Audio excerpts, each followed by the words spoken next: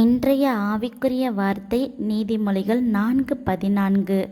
துன்மார்க்கருடைய பாதையில் பிரவேசியாதே, தீயோருடைய வழியில் நடவாதே. ஆமேன்.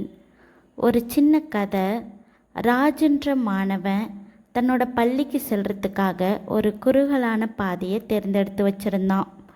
ஆனால் அந்த பாதையில் சில தீய மாணவர்கள் சிகரெட் பிடிக்கிறது, நேரத்தை வீணாக்கிறது, கெட்ட வார்த்தைகளை பேசுகிறதுமா இருந்தாங்க. அவங்க அப்பா அவங்கிட்ட, இந்த பாதை உனக்கு ஈஸியாக இருக்கும், சீக்கிரமாக போகக்கூடியதாக இருக்கும், ஆனால் இந்த பாதை உனக்கு நல்லது இல்லை.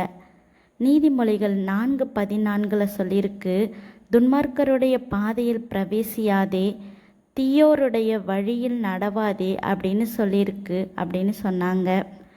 ஆனால் அந்த பையன் கேட்கவே இல்லை. கொஞ்ச நாள் போனதுக்கப்புறம் பள்ளியில் அவனுக்கு தண்டனை கொடுத்தாங்க. அப்புறமா தான் அவன் மனசு மாறி உணர ஆரம்பித்தான். அவனோட சிந்தனைகள் மாற ஆரம்பிச்சிச்சு. மறுநாள் அவன் நல்ல பாதையை தேர்ந்தெடுத்து அந்த பாதையில் போக ஆரம்பித்தான்.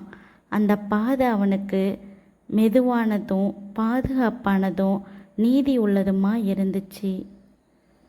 இதை கேட்டுட்ருக்க நம்மளோட வாழ்க்கையில் கூட நம்ம சில விஷயங்களை சுலபமாக இருக்குது அப்படின்னு அதை நோக்கி போய் கொண்டு இருப்போம்.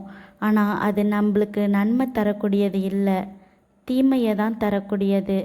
ஏசப்பா சொன்ன மாதிரி தீய வழியை நம்ம தேர்ந்தெடுக்காமல் நல்ல வழியை தேர்ந்தெடுக்கணும். அதுதான் நம்மளுக்கு புத்திசாலித்தனமும். கர்த்தர் உங்கள் ஒவ்வொருவரையும் ஆசீர்வதிப்பாராக. ஆமேன்.